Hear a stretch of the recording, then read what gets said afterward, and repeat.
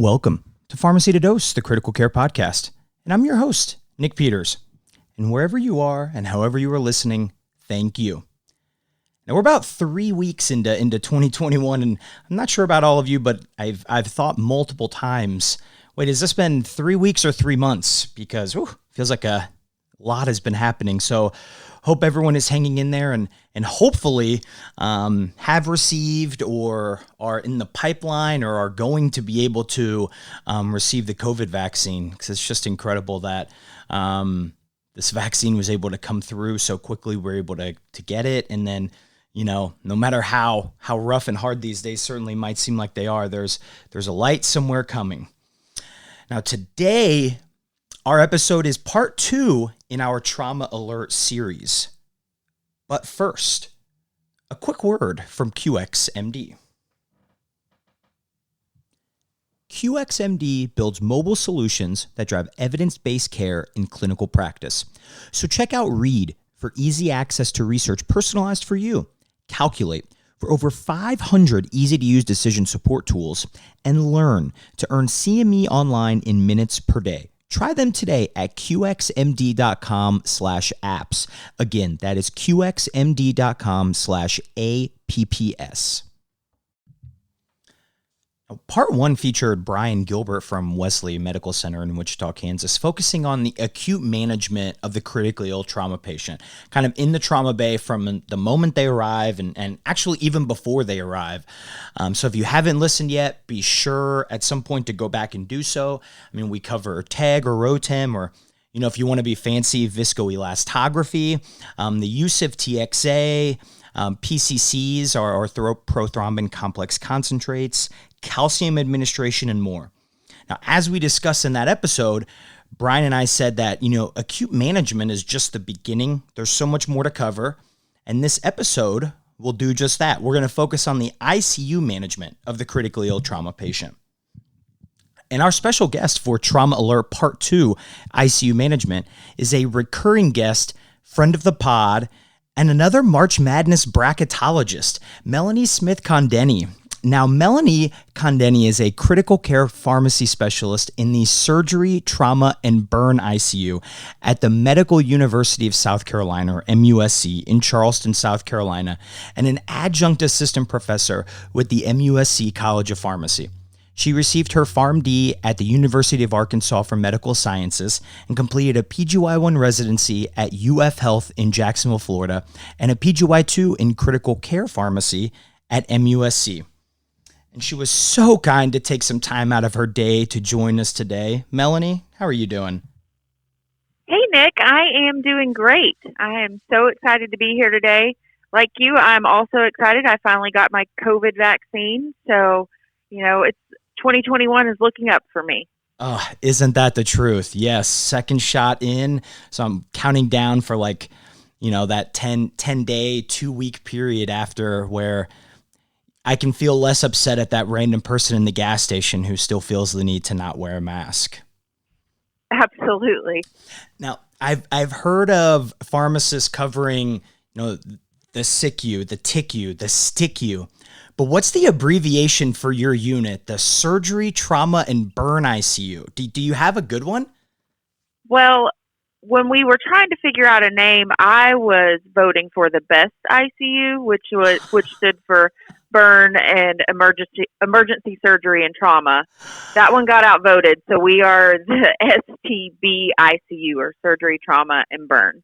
We just added burns a little less than a year ago, so that's been a fun adventure for me, learning that new patient population. Whoever voted that down, I am against. The best ICU, what a perfect, and it's not that's not creating something out of nothing. That's what those patients would be. Oh, we really are the best ICU. Now, this might be a topic for debate, but when you're pronouncing it, is it SICU or SICU?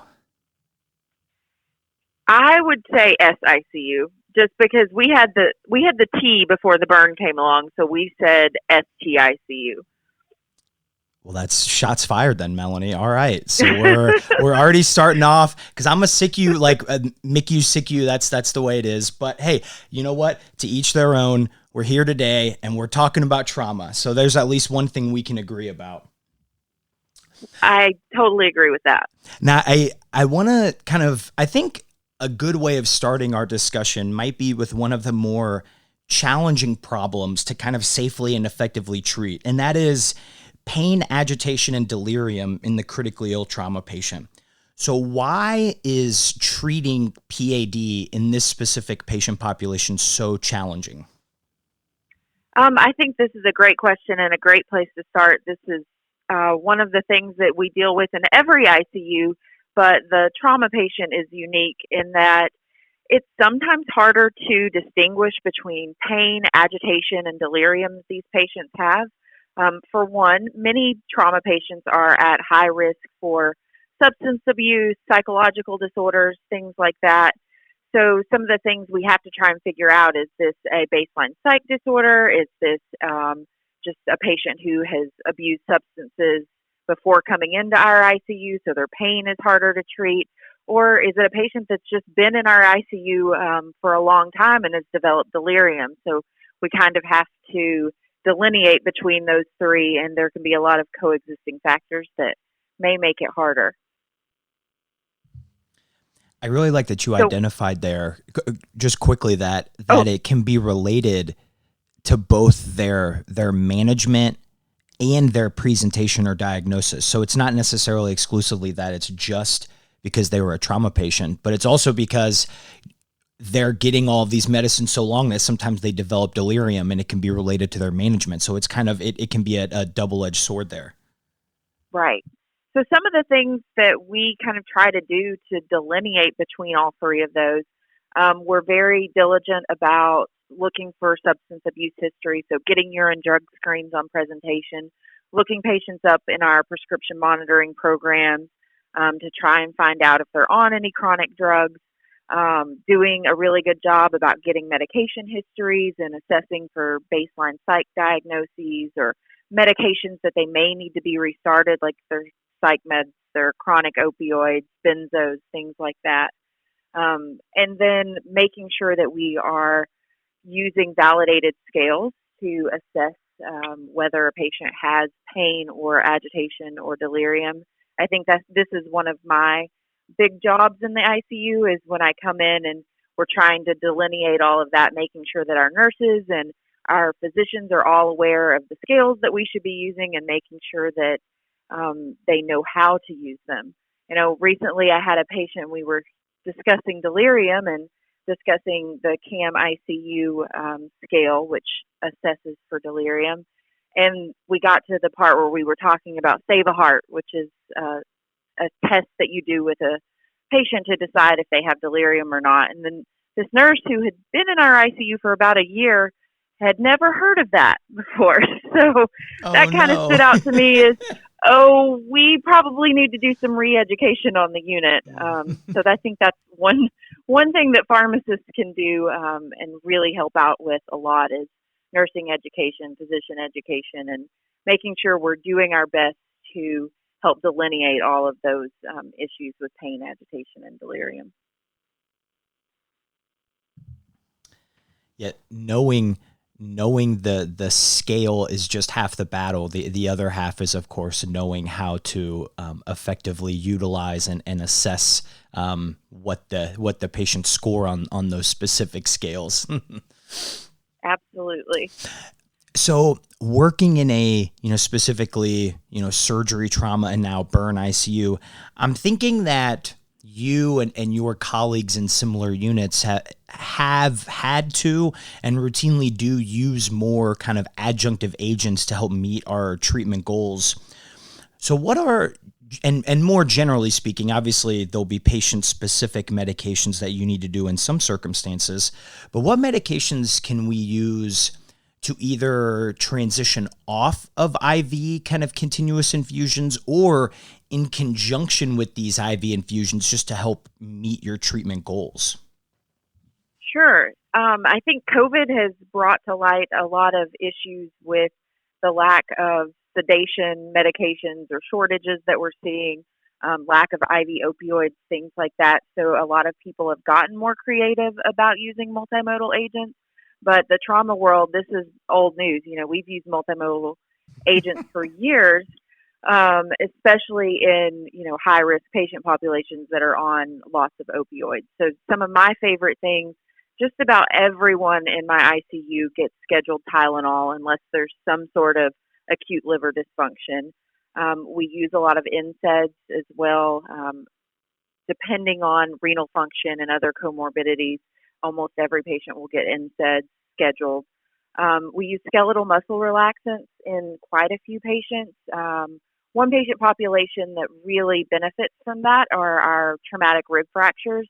And that's just because when you have rib fractures, especially if there's multiple of them, you can get damage to your intercostal muscles, which will create both nerve damage and intercostal muscle spasm, which makes it really painful for patients to take a deep breath, thus leading to them getting a lot of atelectasis because they're not taking deep breaths, and leading to things like needing to be intubated or developing pneumonias, things like that. So we have studied and found that skeletal muscle relaxants tend to help with that quite a bit. Along those lines, also using gabapentin or other gabapentinoids to help with that nerve damage that you may see in those patients. And then there are also some kind of newer agents that people that are catching on a lot more. Ketamine, I know, was one we talked about a lot during our March Madness episode, and I'm a huge fan of using ketamine with these patients. So that's kind of another agent. And then lidocaine is probably the newest one that I have become familiar with, and we have just started using a little bit in our ICU. It's a little more controversial than ketamine, but I have seen some success with that as well. Some of the guideline recommended agents that I wanted to specifically point out, the PADIS guidelines came out in 2018, and they definitely highlighted using acetaminophen, NSAIDs, gabapentin, and ketamine. So those are all based on recommendations from studies that have shown their benefit for kind of all treatment of pain, but especially helpful in your trauma patients. And then the Eastern Association for Surgery and Trauma, they have a guideline specifically for rib fractures. And again, they point out using all of those multimodals, but also point out using regional nerve blocks or epidurals, so using your anesthesia colleagues to help do things that help prevent overuse of opioids. So we frequently consult what we call the Regional Anesthesia and Pain Service, or RAP service, to come do either serratus nerve blocks for our rib fractures or do full epidurals to help decrease the pain and decrease the need for opioids in those patients.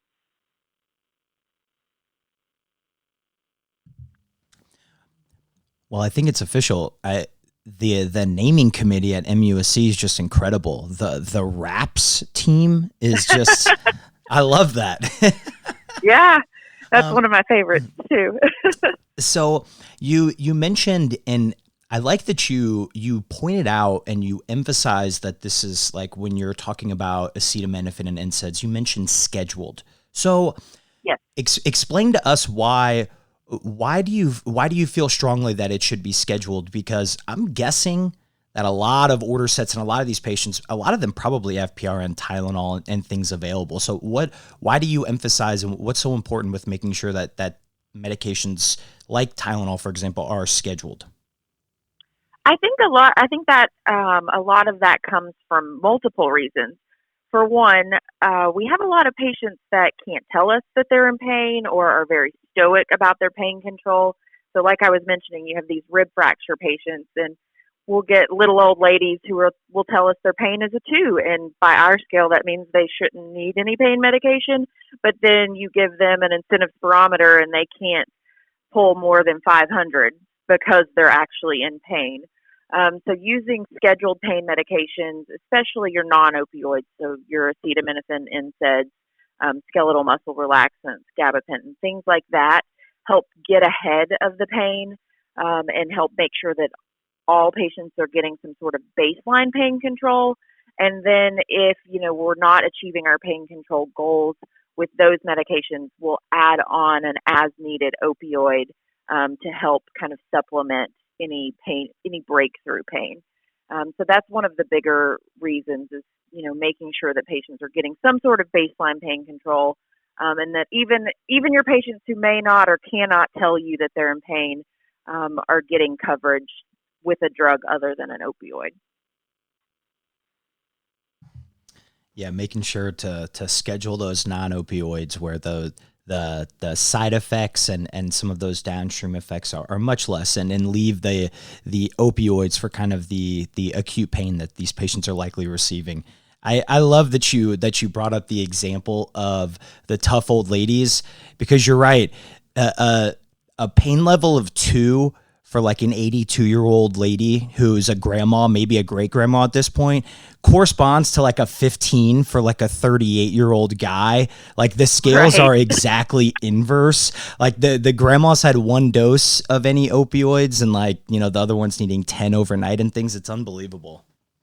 That is one point that I always make to my pharmacy students and pharmacy residents. When we're running the list in the morning and they're telling me about patients and say, oh, this 30-year-old male, he's got a pain score of 10. We need to schedule this and go up on opioids, et cetera, et cetera. And I'll walk by the room and he's positive cell phone sign, texting, no tears, fine, doing totally fine. And I'll take my pharmacy student or resident down there and say, does that look like a 10 to you? Worst pain of your life? So that just speaks to the need to actually lay eyes on all of your patients. But yes, you will see the little old ladies who won't tell you they're in pain, and then young males are always in pain, and that seems to always be the case. Yeah, the old lady who has 6 rib fractures and a chest tube has no pain, right? That kind of example. So are there any, because a lot of times, you're mentioning a lot of these kind of multimodal agents, and it can seem like if you've never rounded on a trauma unit or really been helped care for a trauma patient whose pain or agitation can be hard to manage, it can seem like they're on a lot of medicines. So, but they're all working in tandem and doing right things. But are there any agents, as we're going down and really trying to do anything we can to help meet our goals or bring down IV drip rates, are there any agents that we want to try to avoid where the risks with giving these agents might outweigh any type of benefits, short term in terms of what we're trying to do? Sure. There are kind of a few big no-nos that if you've ever rounded in my unit, these are things that my head's going to explode if I see them on, the patient's MAR when I go in to work up patients. And a lot of that's evidence-based. A lot of that is just practice-based and things that I have seen in my years in the ICU. Mm-hmm. One of those things being benzodiazepines. And unless benzos are a home medication or you're using it for a specific indication like alcohol withdrawal, we try to avoid those just because of the high risk of delirium that you have. And like I mentioned before, a lot of trauma patients are already at high risk for delirium, especially if they have brain injuries, other things like that increase that risk. So we definitely try to avoid benzos and use non-benzodiazepine forms of sedation like propofol or Precedex. The next one that I absolutely abhor are patches. So lidocaine patches, fentanyl patches, things like that. It's interesting when people want to use these in the ICU that they don't realize all of those patches were, when they were validated and FDA approved, they're tested on, normal weight, non-critically ill patients who don't have fevers. So when you go and you put a patch on a critically ill patient who has changes in their volume of distribution, who's frequently febrile, you have no idea kind of what rate of drug those patients are actually getting from a patch. So that's probably my second biggest one to avoid in the ICU. And then the last one is, I would say probably my biggest pet peeve and something that I get on a soapbox about all the time, and that is using continuous infusion opioids inappropriately.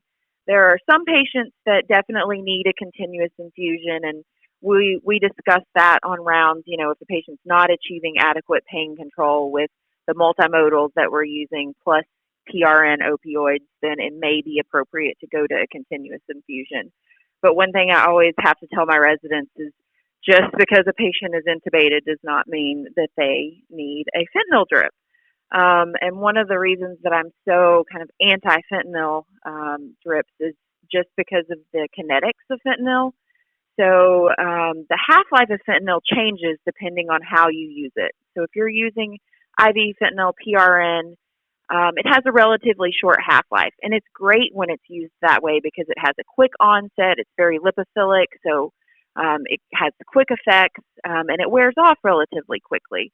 But when you take that PRN and you put it into a drip and you put them on a continuous infusion fentanyl, the kinetics change to where it has what we call a third compartment model, and it develops this context-sensitive half-life. So like I said, fentanyl is very lipophilic. It distributes into the adipose tissue, and the longer you're on it, the longer your half-life becomes. So if a patient gets, intubated, put it on a fentanyl drip, we leave it on 2 or 3 days. We never try to wean it off, and they just stay on that continuous rate of fentanyl for a long time. That is going to dramatically, even exponentially, increase the time that it takes the fentanyl to wear off.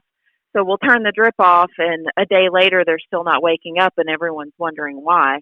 Well, it's because you still have fentanyl leaching out of that adipose tissue and becoming active drug that the patient is still continuously receiving. So one of the kind of fun games that I like to play, and this happens almost every day in my ICU if we have a patient on a fentanyl drip, is that fentanyl is on at a rate of 200 mics an hour, and we don't use weight-based, we just use a flat rate. So 200 mics an hour of fentanyl times 24 hours, and I'll let my residents guess, how much oxycodone is that? Because they can think in terms of oxycodone. They know exactly how potent oxy is. They're used to prescribing that. Mm-hmm. They're not as familiar with prescribing fentanyl drips. So then we'll play this game, and I'll get guesses of, it's 100 of oxy a day. When really, if they're at 200 mics an hour for 24 hours, that's almost 1,000 milligrams of oxy a day. And so that blows their mind. I get like crazy looks. I'm like, yeah, you just don't realize how much that is. And most, opioid naive patients are not going to need that much oxycodone, so they certainly don't need that much fentanyl. And that's kind of one of my favorite things to teach surgery residents on rounds. I love that. Do you play Price is Right rules when you do that? We have to clarify for the record. Over or under? They're usually nowhere close, so there's no prizes being given out.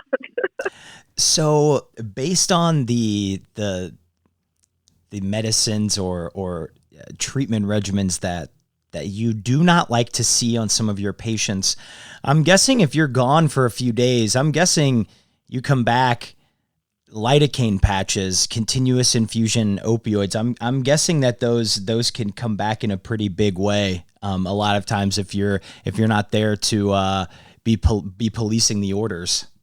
Right. Monday mornings can be kind of rough for the surgery residents. And I do spend a lot of time teaching them, so it's they rotate on a monthly basis. So by the end of the month, they're all trained up and everything looks great. But the first of the month, it can be rough until I get the new residents, on par with what we want them to be doing for management of all the pain, agitation, and delirium. So, kind of switching gears here, in all ICU patients, VTE prophylaxis is an important component of their care. Almost everyone has heard or has taught fast hugs BID, for example. Now, right. This is emphasized even more in our trauma patients. Literally, I've been in a surgery like conference room, and you have printed out in big bold letters, Lovenox 30 BID, like written on the wall. So I may have just given the answer, but ultimately you just see that VTE prophylaxis is just emphasized so much. So this is one of those where the teacher gave the answer to everybody beforehand. But so what is our evidence-based VTE prophylaxis regimen? And then I think the more important thing that we'll be able to have some fun with is, why does this regimen differ from our, say our classic medical ICU patient with septic shock, who, most of us are familiar with what that regimen would be. Why is it different in our trauma patients? Right. Well, trauma patients, if you talk about risk for VTE, and you go back to basic physiology and talk about Virchow's triad, trauma patients basically check all of those boxes. So they have stasis because they're not able to get out of bed for the most part from their damage or their trauma. They have epithelial damage, bleeding, and then they usually have coagulopathy as well. So they're just known at baseline to be at a higher risk for VTE. So what we normally use, that you gave away, was our Lovenox or enoxaparin 30 BID is the standard trauma dosing. Compared to in medical patients, unfractionated heparin is probably used most commonly, or a lower dosing of the enoxaparin. But what's very interesting when you kind of dig back into the why behind that dose and why we do that, is that the data from all of the years of looking at VTE prophylaxis in trauma patients actually doesn't add up necessarily to that 30 BID being better than the standard dose of heparin. So just a little history lesson on where that dose came from. Was way back in 1996, so 25 years ago now. There was a study that came out in the New England Journal of Medicine, and they compared using 30 BID of Lovenox to 5,000 units of sub-Q heparin BID. And if you're familiar with the dosing of heparin, most of the time we use sub-Q heparin 3 times a day. Mm-hmm. So it's very controversial that they studied it against what was probably a suboptimal dose of heparin. And they did find that 30 BID was better than the 5,000 BID at preventing venous thromboembolism in trauma patients. After that, there were several other studies. They did a Cochrane review that, again, showed that low molecular weight heparin, your Lovenox or enoxaparin, appeared to reduce the risk of DVT compared to unfractionated heparin with no increased risk for bleeding. But once again, they didn't stratify that by dose of heparin.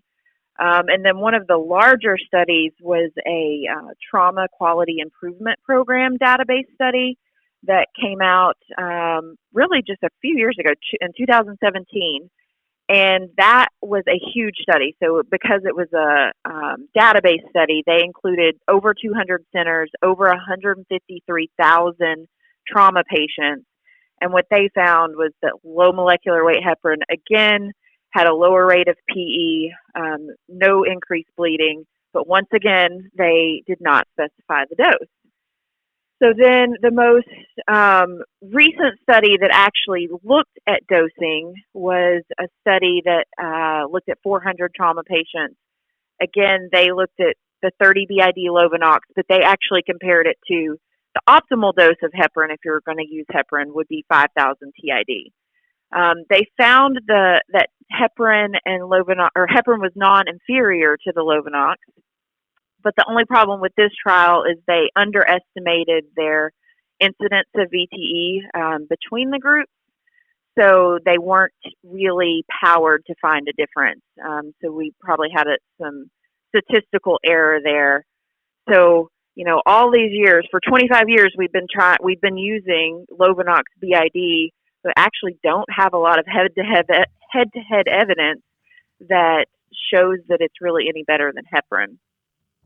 Although, that is still standard of care, and there are a lot of advantages of using Lovenox compared to the heparin. Once again, the dosing. So we use Lovenox twice a day versus TID dosing for heparin. So the patient gets to be stuck one time less a day, which for me as a patient, if I were a patient, that would be something I would care about. Mm-hmm.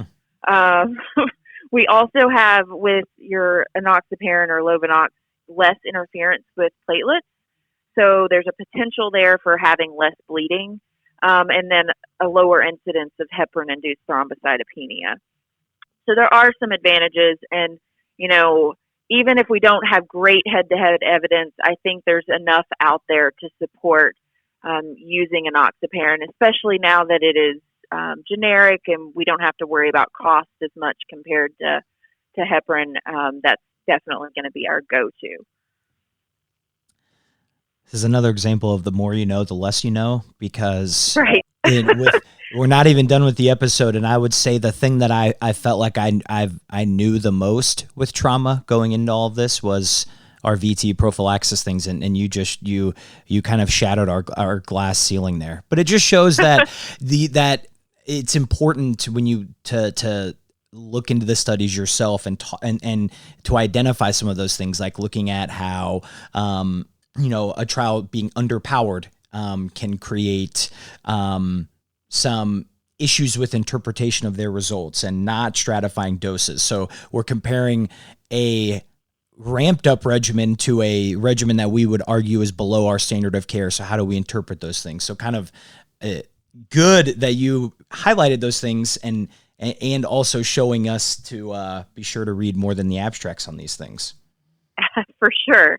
I think pharmacists are probably a lot more type A and really dig into literature a lot more. So we are there to kind of destroy some of those dogmatic practices that we see in the ICU, but definitely to at least bring to light some of the failures of literature that we have out there supporting some of the practices that we have. So despite kind of some of the things you've highlighted there, do the guidelines recommend 30 milligrams BID as our dosing, or it sounds like we agree that's low molecular weight heparin BID, but what about our dose? So there's some actual brand new guidelines that came out in 2020 from the Western Trauma Association. The 30 BID has been our historical dose now for over 20 years, but the new WTA guidelines actually recommend 40 BID for patients that are of normal weight and of normal renal function. Now, there are some caveats to that, and we can kind of talk about alternative dosing strategies based on weight, because that is something that is going to change a lot of how we do things. Because not every patient weighs 70 kilograms, which is the most common patient weight that we learn and how most drugs are dosed. But there's a lot of things that change when you have patients who either have obesity or are underweight. So some of those dosing strategies that we talked about for obesity, there's a couple different ways you can go about this.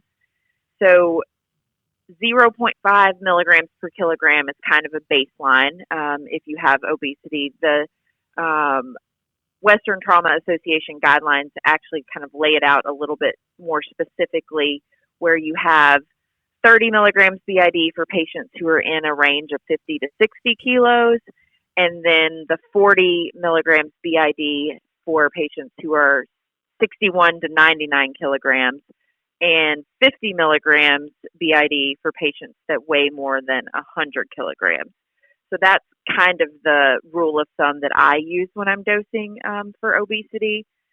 And then when you have patients who are underweight, you could either use the 0.5 milligrams per kilogram.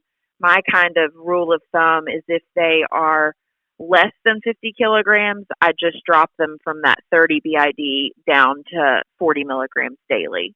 And that seems to work out without any issues with increased risk for VTE or increased bleeding. So is there any utility in these patients for routine anti-10A level monitoring? And I'm asking because, we're giving a higher dose, which theoretically would increase our bleeding risk. And then you're also telling us that are higher risk for VTE events. So in theory, that would make sure that we're, preventing overshooting our target, but B, also making sure we're not undershooting? What is, maybe the literature or your, practice history kind of tell us in terms of monitoring? So routinely, in the past, there had not been recommendations for routine anti-10A levels, just in, your normal doses. But those Western Trauma Association guidelines did actually come out and recommend routine monitoring in their most recent guideline. Especially, they say, when you're using the higher Lovenox doses. And that was based on a study that had come out in 2019 that was showing that routine monitoring may actually improve outcomes by decreasing VTEs. The problem with that is you have to kind of weigh the risk versus benefit and the cost-benefit analysis of doing routine anti-10A levels. There have been a few small observational studies. There was one that came out in JAMA, one that came out in the International Journal of Surgery in the past couple of years that have found a very small decrease in your rate of venous thromboembolism if you're using anti-10A adjusted doses. But when you think about the logistics of actually doing that, so you have to have people that understand, the kinetics of Lovenox or enoxaparin, understand when you should be checking the levels, and then understand how to interpret those levels. Most of the time that falls to pharmacists. So if we were, routinely checking anti-10A levels on every patient in the STB ICU, we're talking 20 of those a day. So that would be very time intensive from a pharmacy perspective. So I think the ideal way to try and figure out who should get those levels or who would benefit most from those levels would be to think about, the patients that are at higher risk for VTE. So patients who are overweight, patients who are underweight and may not be getting an appropriate dose of the low molecular weight heparin. So you really kind of have to risk stratify who's going to be, the biggest group that could benefit from adjusting their dose, or maybe who's at the highest bleeding risk and could be at a potential benefit of preventing that or decreasing that bleeding risk by making sure we're not on too much of the enoxaparin. So that's kind of my personal preference. Is I don't routinely do it on every patient, but if I have someone who is maybe obese on a higher dose, or a patient that's at a very high bleed risk that I want to be super careful about not giving them too much, those are the patients that I'm going to pick out to try and use anti-10A monitoring on. I think you did a good job of hiding to all the listeners of how polarizing a question this can be with a lot of pharmacists specifically about their thoughts on using anti-10A level monitoring. I feel like most people are less in the middle. Like it kind of sounded like I feel like I agree with what your kind of stance is, but I feel like a lot of times people feel strongly one way or another about using it or not, based on more of the theoretical kind of benefits or risks like you had talked about. Right. I know when I was in residency training, I got an anti-10A level on a medicine patient who I think weighed almost 200 kilograms, and we were trying to decide on the dose. And my preceptor, who was also my RPD, about killed me for doing that. He's like, "Don't teach my team to do that." But in the trauma patient population, when you do have a much higher incidence of VTE, I think you can be a little more in the middle and a little more selective when using that test to try and make sure that you're doing the right thing for the patient. Now, I love VT prophylaxis. I feel like I specifically could talk about it all day, but I feel like closing it out in terms of our trauma patients, I feel like kind of the last, I think we'd say it's probably a two-part question is, when do we start it? And then at what point do we hold our VTE prophylaxis? Right. So initiation is important, and there's a lot of newer studies coming out looking at timing to initiation. That 1996 study that I talked about, they initiated within 36 hours. But there, like I said, there's a lot of new literature coming out. There was a new paper that was just published this past week in the Journal of Trauma and Acute Care Surgery. And it was published by a pharmacist primary author, which I thought was awesome. And what they found was they were looking at timing to initiation, and they stratified by whether they were within 24 hours, 48 hours, or 72 hours. And they found that for patients that had VTE prophylaxis started after 24 hours, their odds ratio was 1.26. So you had an increased incidence of VTE based on that longer time to initiation. And then if you waited greater than 48 hours, that odds ratio went up to 2.35. So you're almost doubling your risk for every 24 hours that you wait to initiate prophylaxis, which there have been a lot of studies that have kind of come out saying, the earlier you can get them on, the better. So what you really have to do when you're thinking about starting prophylaxis is kind of weigh that bleeding risk versus their risk of VTE. So we know, all of these trauma patients that are at a higher risk of VTE. So that kind of leads us to really focus on, so what is the risk of bleeding if we start? And that we kind of break down into which organ system is injured. So the first one to think about, and the big chunk of our trauma patients, are traumatic brain injury patients. What we have found is that trauma centers that start VTE prophylaxis within 24 hours have been shown to have significantly lower VTE rates, with no difference in your need for late neurosurgical intervention. So essentially saying no increased risk of hematoma expansion and the need to intervene on that. So what our goal is at MUSC is, as soon as that patient has a stable repeat head CT, so they come in and they get one initially, shows a bleed on their TBI, and then we always get a 6-hour repeat scan. So if at 6 hours that CT scan shows no hematoma expansion and they are stable, we're not planning on going to the OR for anything, we'll go ahead and start VTE prophylaxis right then. So we get them within that 24-hour window. Your kind of second group that you look at are your solid organ injuries, because those, again, spleen, liver, kidney lax, depending on the grade, we're going to be watching those very closely for a need to go to the OR for repair. So for those, we usually do within 24 hours, with the caveats being as long as they don't have an acute hemoglobin drop in that first 12 hours, or as long as they're not, needing continuous ongoing transfusion, we'll go ahead and start within that 24 hours and then just watch their CBC every 6 hours looking for hemoglobin drops.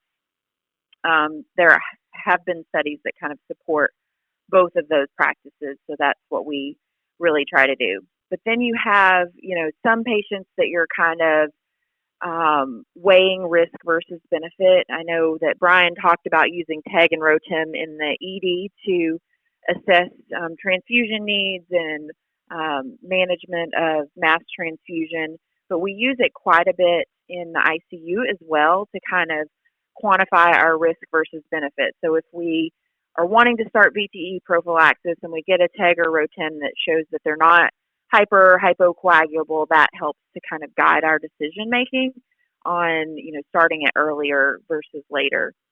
And you also kind of have to think about patients who may have hyperfibrinolysis that you would see on TEG or ROTEM versus fibrinolytic shutdown, so meaning that they're not breaking down clot at all. That also will kind of help guide that decision making, because up to 64% of patients who come in with a trauma develop fibrinolytic shutdown, so meaning that they're not breaking down clot, putting them at higher risk for VTE for VTE, and the higher need for VTE prophylaxis kind of early on. So if we get a TEG or ROTEM and see that, that's going to kind of increase that urgency of wanting to get that prophylaxis on, so that we are decreasing their risk for, either a PE or a DVT. And that's one too, depending on the specific management within the trauma bay, like if they received, PCC or TXA or something, and their bleeding has subsided, that their risk of, VTE events might be even higher. So thinking of not only just the trauma patients themselves, but also the management that's kind of happened can play a little bit of a part there. For sure. Yeah. If I see a patient that's had TXA or, any kind of reversal agent, that's definitely going to up my urgency for wanting to get them on prophylaxis as quickly as possible. So knowing the risks, VTE wise, and why we want to get them, we want to get them started as quickly as we can. I think all of us have been in the unit or on rounds where it feels like we're holding VTE prophylaxis in certain patients for what may be routine procedures or things like that, or you're wondering why we're holding anticoagulation for 24 hours. So within these patients, what are times that we really want to hold anticoagulation, and then what are times where we think the risk of holding the prophylaxis may outweigh the risk of bleeding in the procedure? Right. I think this is a huge deal, and the data here is just overwhelming to me.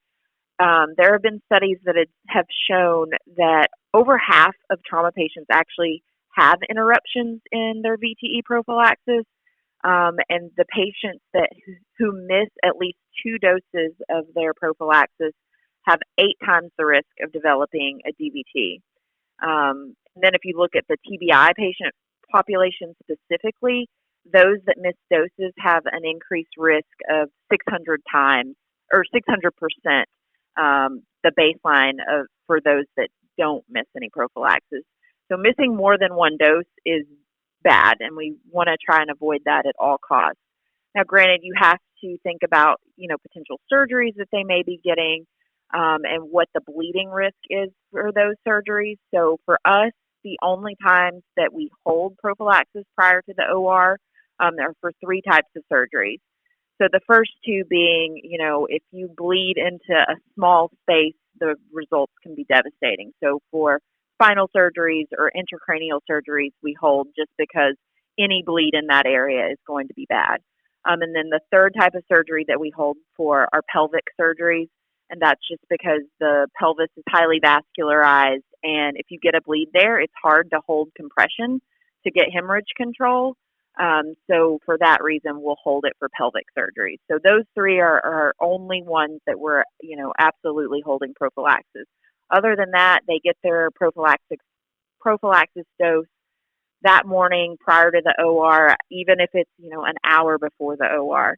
And one of my surgeons always brings this up. When they first started investigating using VTE prophylaxis, it was in, hip and knee surgeries.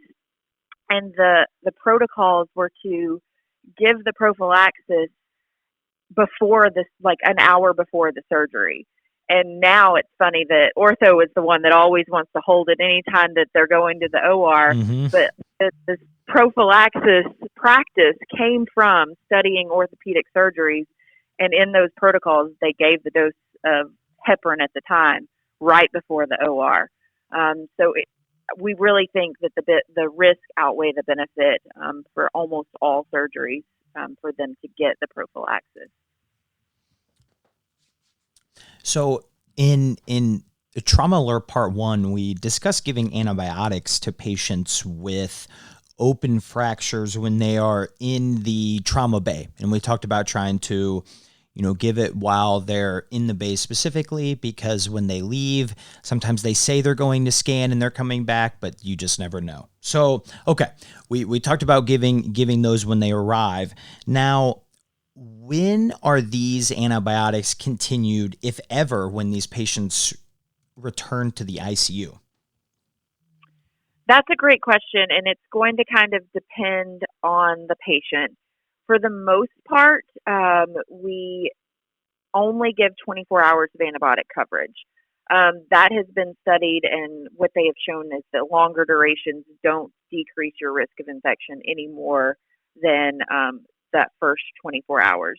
So what we do at MUSC, we use cefazolin for grade 1 and 2 fractures. So if you look at open fractures, they're graded by the amount of tissue damage over the fracture. So grade 1 and 2 are just small lacerations over the fracture.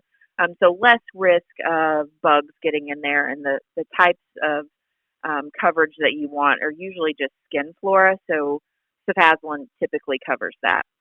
Now, when you go to a grade 3 fracture, that usually means you have a little bit more of a mangled extremity, a little more skin exposure, more potential for not only skin flora, but also gram-negative bacteria from the environment to get into that site.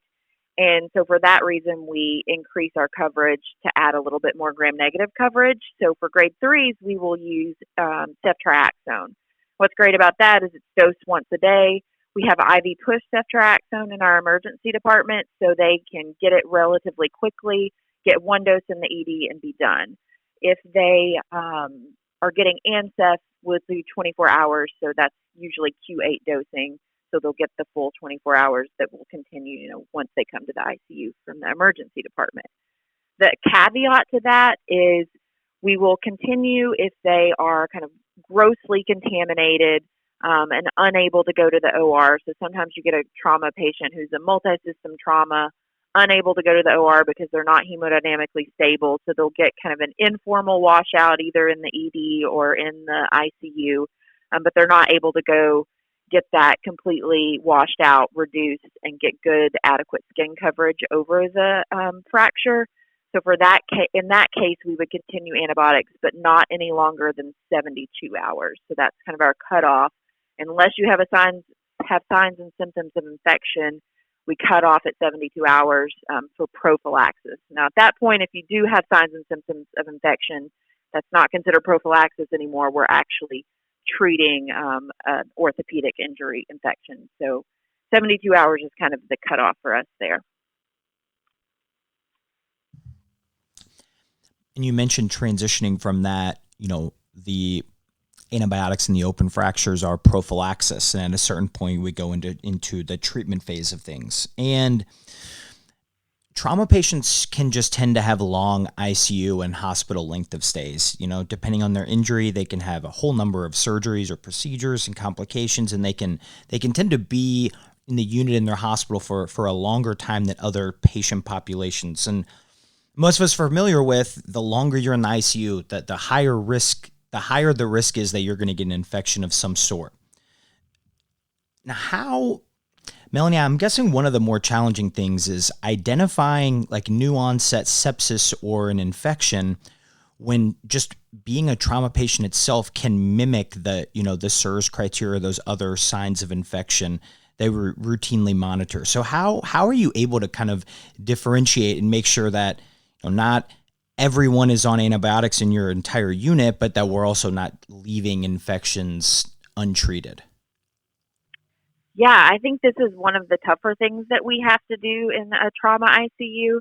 I always kind of joke with my team to, always remember antibiotic stewardship. So just because a patient has a fever, that doesn't mean that they have a vanc and zocin deficiency. So we need to kind of work through our differential.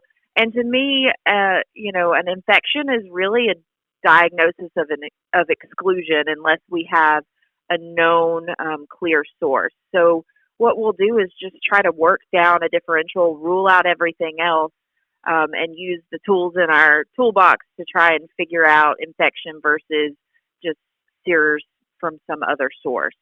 So one of the big ones, we spent all this time talking about VTE prophylaxis, and unfortunately it's not 100% effective. So one of the biggest things we have to rule out are DVT or PE. So looking for things like tachycardia. You can even get a little fever if you have, a large clot burden from a DVT. Looking for hypotension, desaturation, things like that. So we'll be evaluating with ultrasound, looking at their legs for DVTs, getting CTPE scans if we can to rule out PE. That's probably the first thing that we look for when we're starting to work down that differential. Next thing to think about is if you have a patient with a traumatic brain injury or any other kind of neurologic injury, is ruling out neurostorming. And then after that, thinking about just an overall total body fever workup. So getting the imaging that we need. So chest x-rays, CTs if appropriate, if they had intra-abdominal injuries, getting a CT abdomen pelvis, looking at their vent settings. So do we think they might have a pneumonia? Are their vent settings getting worse? Getting all of the cultures that we need, so sputums or BAL, looking at their urinalysis, and then not forgetting to look for those really weird sources. So I've seen things, a patient comes in with a trauma, has a really bad ear infection that we never would have looked in their ears because they had no trauma up there. But then when we're trying to rule out this fever, doing a full workup, turns out they had a terrible ear infection and they just needed some antibiotics. Thinking about decubitus ulcers, retained foreign objects, that's another weird one that we have found. Or orthopedic surgery wounds. So if they had multi-system trauma, they've been to the OR with ortho multiple times, unwrapping their dressings and making sure that their wounds don't look infected. And then also using things like procalcitonin to help determine if it's a bacterial infection versus just a Sears picture. So it's really, again, just walking down that checklist of fever workup and all the other potential things that it could be, and checking all of those off as you go before you decide to just initiate broad spectrum antibiotics without a clear source. If there are any learners listening, students, residents, what have you, that was I would write some of those things down. Melanie just gave you an absolute, like a top to bottom kind of run through of a fever or infectious workup and kind of things you think of when someone's spiking a fever, and that. Yeah, as you so eloquently put it, it's not always a vancomycin deficiency, right? Antibiotics are not antipyretics, something that my preceptors loved reminding me. Very true. So, I mentioned that it was, trauma patients themselves that can kind of mimic the SIRS criteria, and neurostorming, or paroxysmal sympathetic hyperactivity, or one of probably 10 different nicknames that you might hear it under, is one of those kind of complications that of course mimics those SIRS criteria, and why we're moving away from that kind of old sepsis definition. So this kind of complication in our TBI patients can be not only difficult to ultimately identify, but also ultimately it can be just difficult to treat itself. But before we kind of get into the management, how do we diagnose, or identify this complication? Yeah, so similar to your kind of fever diagnosis, again, neurostorming tends to be a diagnosis of exclusion. So the things you have to think about is, first of all, there has to be a neurological injury. So 80% of patients who have paroxysmal sympathetic hyperactivity come from TBI. So it's, pretty prevalent in your patients that have a TBI or a TBI. It's caused by an imbalance of your adrenergic outflow. So you see symptoms that look very similar to your Sears criteria. And what you kind of have to do, similar to the fever workout, is just walk through ruling out things and then deciding, okay, well, it's none of these things, so it's probably neurostorming. The first thing that we like to do, especially in patients with fever, is use procalcitonin. They have a whole protocol in our neuro ICU because this affects TBI patients, but also patients that have stroke or hydrocephalus, other neurologic injuries can develop neurostorming. So what they will do is, when a patient spikes a fever, is check a procalcitonin first. And then if that's elevated, they escalate to the fever workup of getting blood cultures and all of that. So that helps kind of prevent the number of blood cultures that these patients have drawn. Other things to think about is, are there potentials for withdrawal or agitation? Like I mentioned, our trauma patients sometimes have a high incidence of substance abuse. So is this opioid or alcohol withdrawal that you need to be adequately treating? Another thing to think about, especially your patients with TBI, is ruling out seizures. So do they have a seizure that's just not being manifested, that you need to look for a spot EEG or a continuous EEG, to rule out that this is actually being caused by seizures.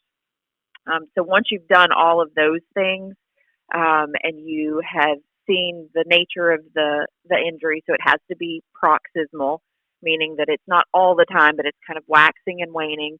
They also have to have some sort of noxious stimuli. So this could be turning the patient in bed. It could be, getting blood cultures or getting labs or suctioning their ET tube. Anything like that could be noxious can trigger a storming event. So there has to be some sort of action that has caused that, and then it has to kind of wax and wane. So if you can check all of those boxes, then you can, and you've ruled out everything else, then you can pretty confidently say that it is neurostorming.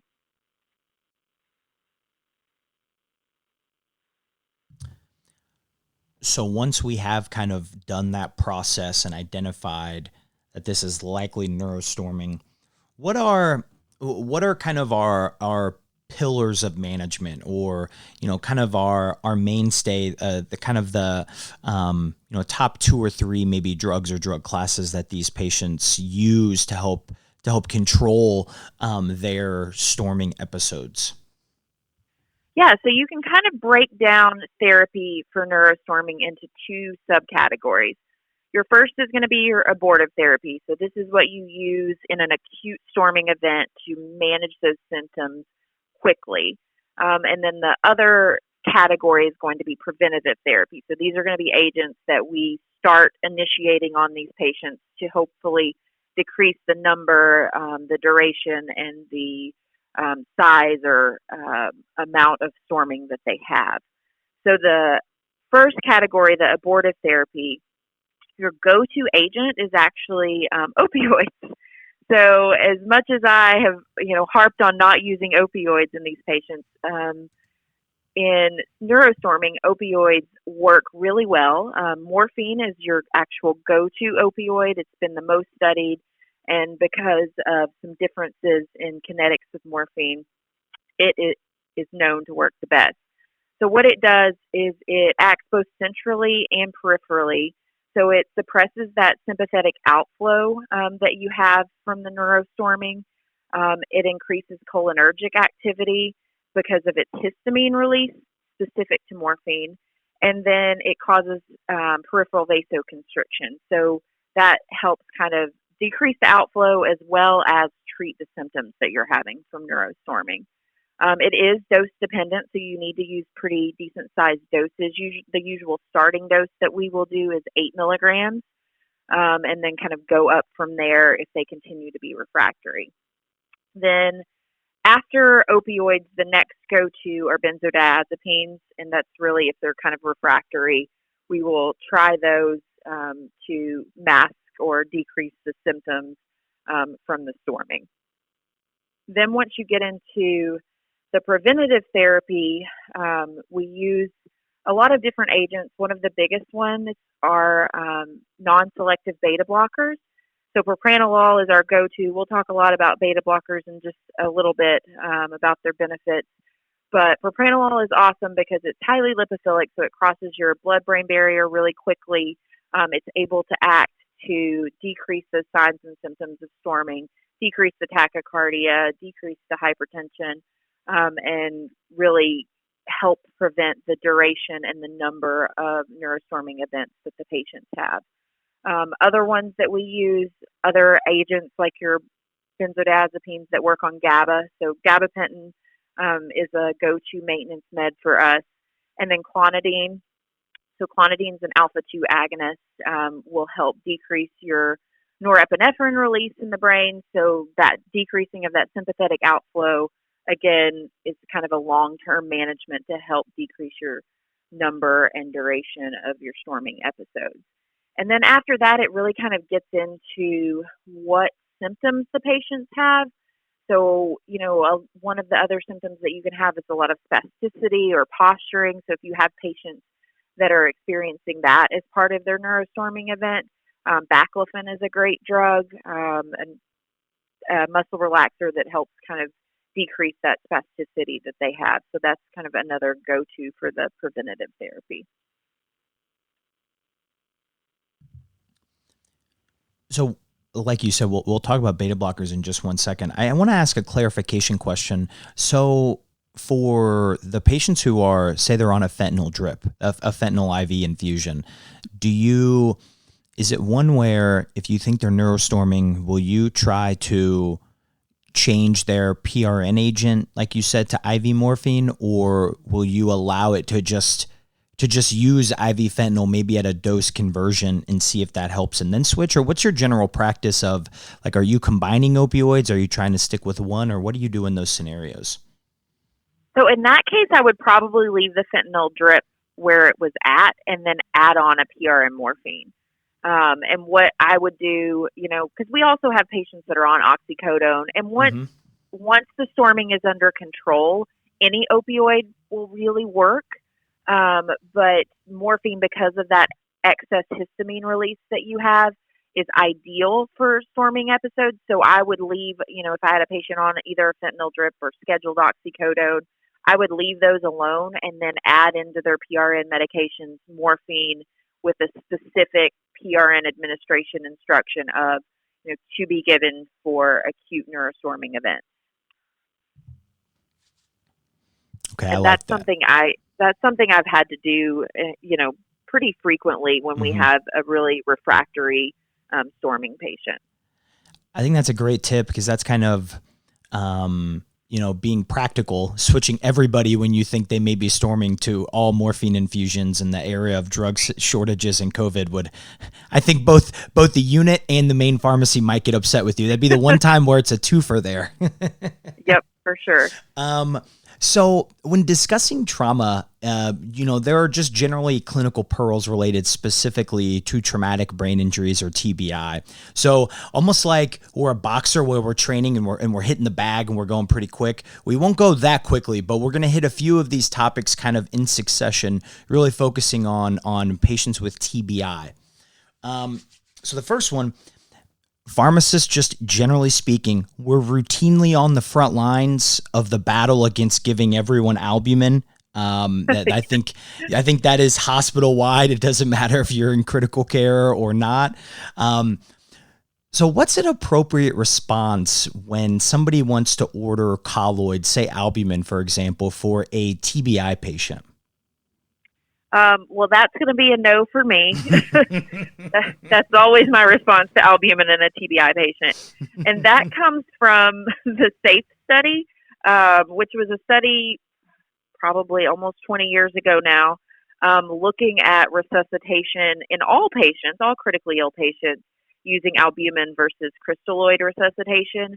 And what they found in one of their subgroups was that trauma patients actually did worse with more albumin. But then when they looked specifically at TBI, they found a much higher mortality, almost double mortality for TBI patients who received albumin as compared to crystalloid. The reason for that is albumin is actually a little bit hypotonic. So we don't want to be giving TBI patients a hypotonic solution in general because of the risk for increased intracranial pressure. So that's the theory behind why it's a no, but it's definitely a no because of that study. It's actually probably the one albumin battle that you have a really good chance of winning, because generally when you let people know that, they generally back off. Now, when you're trying to get your cardiac surgeon to not give albumin to his post-op patient, I'll just say good luck to you there. Yeah. Thankfully, I don't have to deal with those patients very often. Now, in TBI patients, do we have an evidence-based seizure prophylaxis regimen, or generally speaking, do we agree on the duration and all the other components like agent, dose? They may differ depending on your practice site. Where are we in terms of TBI patients? So TBI is a little bit like your Lovenox versus heparin when you're talking about specific agents. I think everyone across the board can agree that a 7-day duration is the appropriate duration for seizure prophylaxis in TBI patients. And that comes from the landmark New England Journal study that was by Timken et al. Way back in 1990. So we're looking at 30-year-old literature now. That study used phenytoin, and they compared the rates of both early and late seizures with prophylaxis from phenytoin versus placebo. And what they found was that within 7 days, phenytoin dramatically decreased the patient's risk for seizure with TBI. But the long term, they studied it out to a year. The long term seizures weren't any different. So that's why we stop it at 7 days. But now the kind of controversy is phenytoin the only drug that we can use? So Keppra or levetiracetam is another agent that can be used for prophylaxis and is commonly used in the neurosurgical world for prophylaxis, for surgery, tumors, things like that. So the trauma world, a lot of people have kind of adopted the use of Keppra based on that other neurosurgery data. But there haven't been any great head-to-head trials looking at Keppra versus phenytoin. There has been some kind of observational data that have shown that the two are equivalent. There was one meta-analysis that looked at 7 trials, and it found no difference in rate of seizures between those two. But again, no real head-to-head data, but it's pretty widely accepted in the trauma world that you can use either. For me, I used to kind of be a purist in that, we studied phenytoin, this is what we should use, and would always recommend phenytoin. And then all of a sudden we got push dose Keppra at our institution. And that just made things so much easier from getting that first dose in the patient in a timely manner kind of perspective. Because when you're down in the ED, we don't have phenytoin. We have fosphenytoin, which you can make up in a big bag, and it takes a while. Or you can go grab 2 or 3 vials out of Keppra, put them in a syringe, and push them into the patient. So I think that just goes to show that you can have all of the evidence-based medicine you want, but if it's a lot easier to get one drug in to the patient than another drug, that's probably the route that medicine is going to go. So for me, we use Keppra now because it's just a lot easier, a lot less monitoring. So that's kind of my personal preference. You've highlighted 2 advancements in the delivery of medicines, push antibiotics and push Keppra or anti-epileptics. I'm such a big fan of both of them. I completely agree. The IV push that's the sell-all for me. We're saving pumps. It's a little easier to give. Ordering the medicines, I always have to tell this when I have students or residents, especially if they're down in the ERs, one of the differences, ordering them is only half the battle. Because if you ordered them and they didn't get it, then what did we do? Exactly. Right. You can be the smartest person in the room, but if you can't figure out how to get the drug into the patient, you're of no use to anyone. Yes. Now, in our TBI patients, what are, generally speaking, our blood pressure targets for this group? So for blood pressure, we usually go by the Brain Trauma Foundation guidelines. Those recommend a systolic pressure greater than 100 for patients that are older than 50 or greater than 110 for patients that are less than 50. But for me, when you're talking about systolic blood pressures, you have to kind of consider ICP in that equation as well. So we generally like to use a CPP or cerebral perfusion pressure rather than a specific SBP if we are, talking about patients that we're managing their intracranial pressure. And so CPP, all that is equal to your MAP or your mean arterial pressure minus your ICP. And what you're doing by measuring that is you're ensuring that you have good perfusion. So if you're having ICP spikes, you want to see your CPP rising as well. So a normal goal for CPP is 60 to 70. So if you have a patient who has, let's say, an ICP of around 20, then that means you need a MAP of around 80 to ensure that you're getting good perfusion to the brain. So for me, that's a more accurate and useful number to use rather than just a specific SBP goal. You also have to think about if they're in kind of the acute phase or a little bit later on in their ICU stay. So if you have a patient who's brand new with a TBI and has a hematoma, if you're acutely hypertensive early on, that can be bad because that can cause hematoma expansion. So we'll be a lot more aggressive about managing hypertension early on than we would be later on, when we would really want to let them have a little bit of permissive hypertension so that they are getting good perfusion. So a lot of kind of patient-specific things really matter in these situations. Hey, that's when you can have a little bit of fun with hemodynamics. Start talking about CPP and MAP and comparing MAP and systolics. No, that's patient specific, but Melanie, that's when it gets fun. For sure. So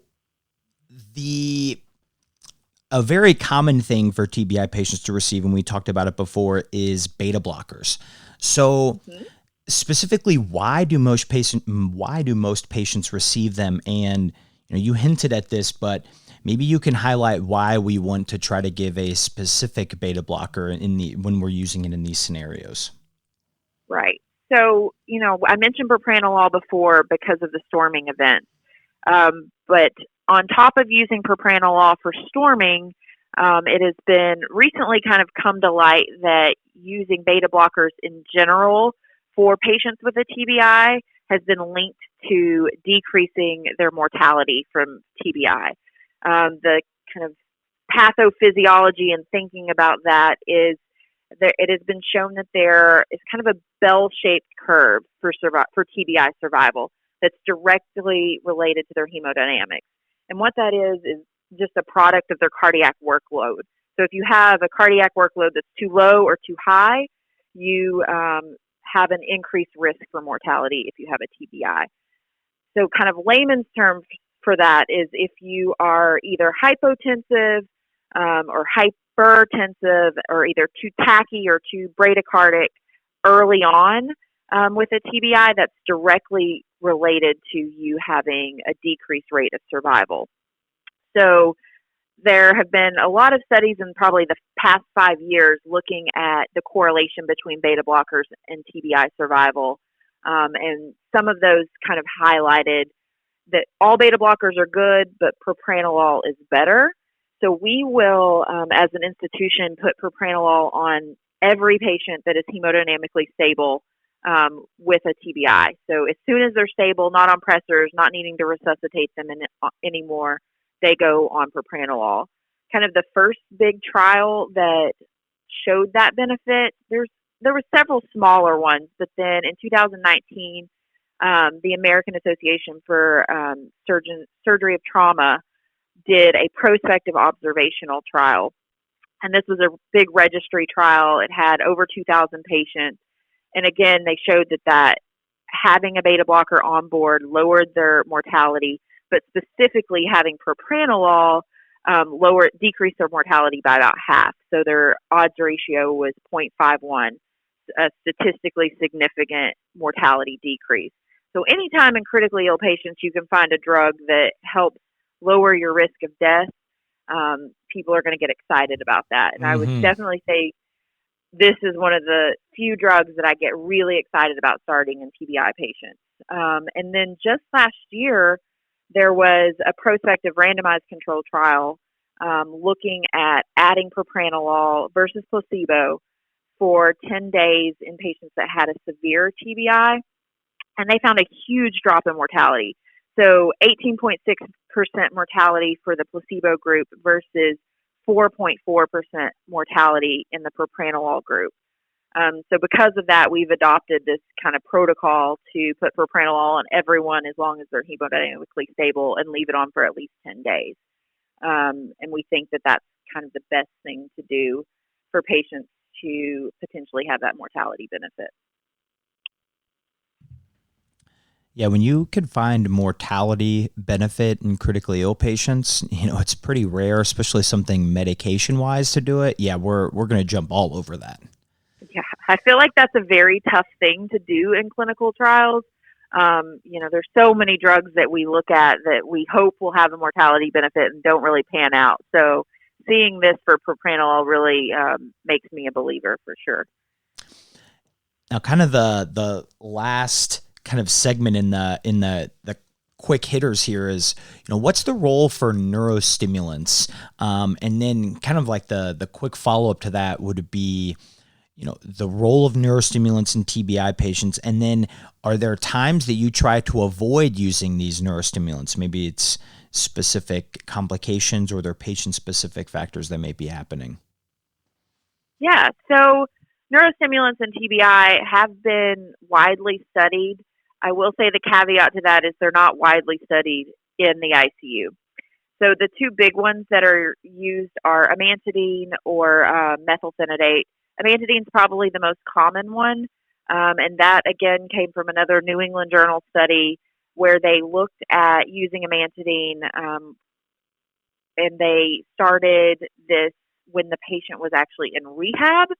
So they gave 100 milligrams of amantadine twice a day to patients for 4 weeks.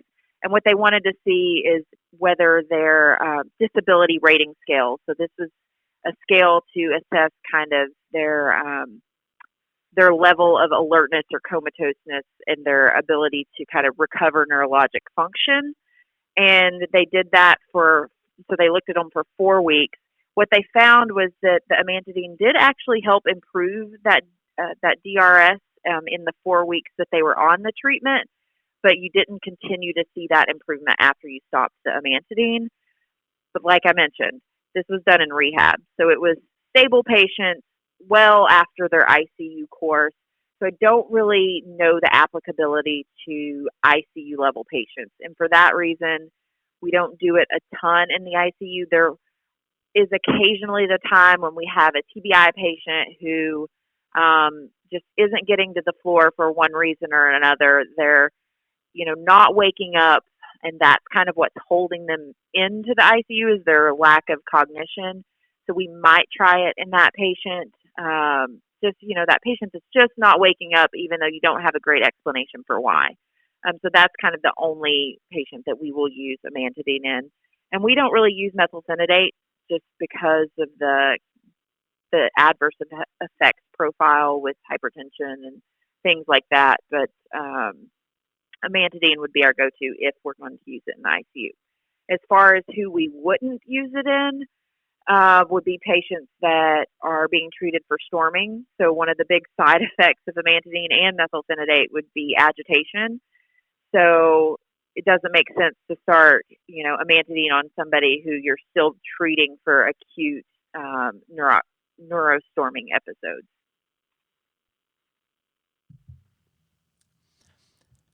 So I feel like this episode I've highlighted a few things that can be areas of unity for pharmacists, and I can't think of any one area that unites trauma or surgery pharmacists like the discussion of bowel regimens. So what is your general protocol? Because, and I'm asking this is because if anyone listening is curious, I've done the looking. There's not tons of evidence-based bowel regimens here per se. There's a couple here and there. So I'm curious what your protocol is to ultimately avoid constipation, but make sure that it doesn't turn into a Relistor ICU as well. First of all, I have to say I never thought when I was becoming a pharmacist that I would spend my entire work life talking about bowel movements every day and keeping track of when a patient's last bowel movement was. But that is something I literally do every day. That wasn't a real one. That wasn't real. No. Yeah. So yeah, this is a big part of my day. I will agree with you. I've actually tried to dig into literature to find out if there was any kind of evidence base, and I have never found anything that says that one thing is better than the other. I will say some of my surgeons have a bias against Docusate. They think it's just placebo, but it's cheap and it doesn't really hurt anything, so I usually like to include it as a stool softener.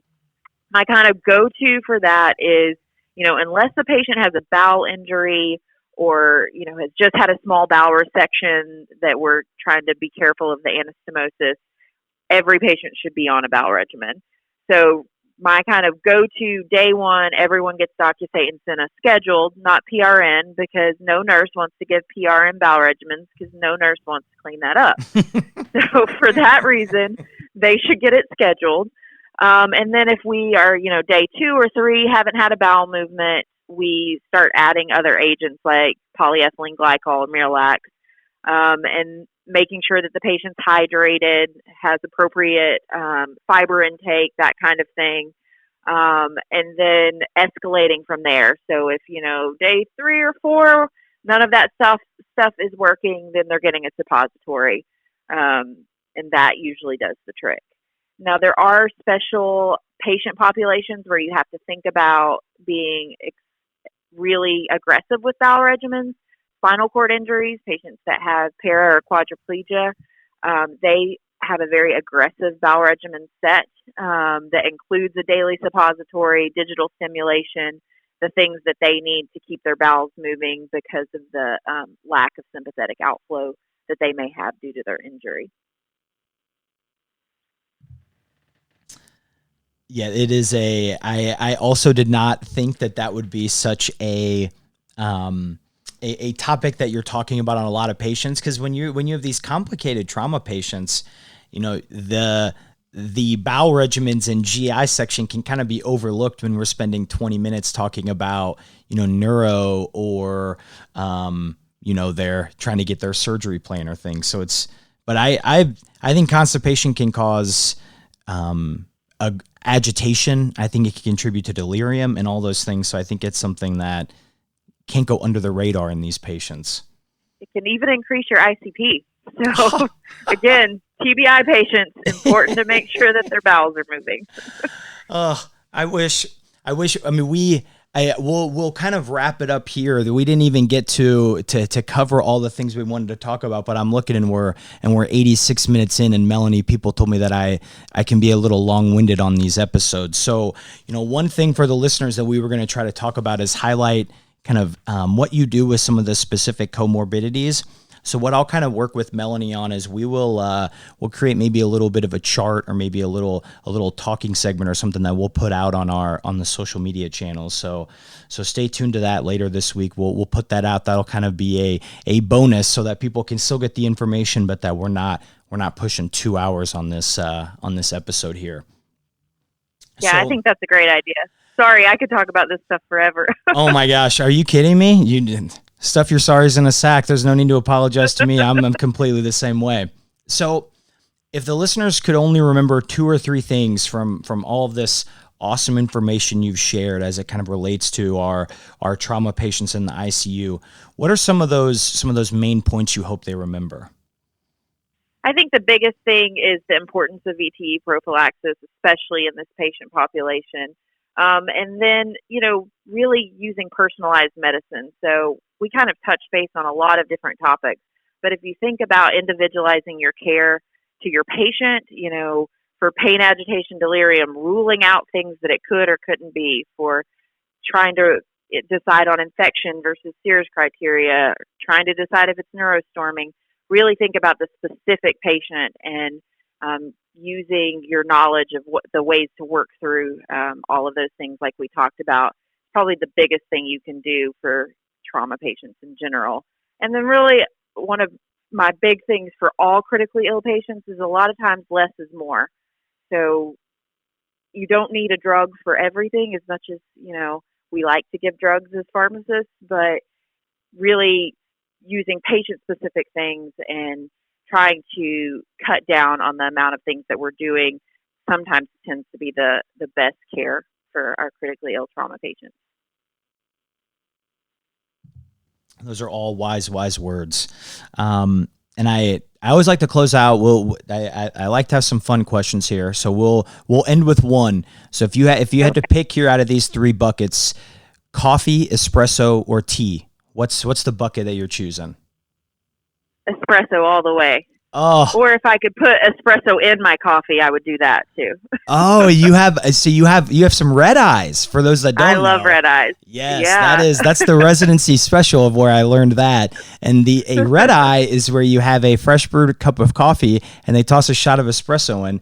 For those wondering. And if you do a black eye, that's coffee with 2 shots of espresso. I learned that from Kyle Wink, my ED pharmacy preceptor. Oh yes, that is. Yep. Okay, done. That's the only wrong answer is tea there for the record. Coffee or espresso are both correct answers. And For all the listeners, if you're wondering, Melanie is on Twitter. If you're looking to kind of get in touch with her, her handle is at TribbyDibidi. So let me spell that. It'll be on some of our promo posts. If you're wondering the history of that, that's on Melanie went into the detail of that on her March Madness episode. So we won't do any spoilers there, but we kind of go into detail there. But that is TribBidIBI. Gosh, I have it written down and it was hard to read. Well, thanks for joining me today. I have to write it down. I can't spell it out based on memory. Well, thanks for joining me today, Melanie. Always a really great time talking with you, and especially when we're diving into all the fun trauma things that you're certainly an expert in. Yeah, thank you again for having me. This is so much fun. Like I said, I could talk about this forever. So I really appreciate getting to share some of my pearls with you guys. Oh, yeah, absolutely. Well, thanks again, Melanie. Now, we're planning out the next few episodes here, and there are some awesome guests joining me, so definitely be sure to stay tuned because these upcoming episodes, they're going to be really good. Always open to feedback, positive and negative, as well as if you have any guest or topic ideas. Twitter at PharmacyToDose, that's TO2Dose, or via email, PharmacyToDose@gmail.com. As always, show notes are featured in the podcast episode description, as well as PharmacyToDose.com, our website. So until next time, I'm Nick Peters, and this is Pharmacy to Dose, the Critical Care Podcast.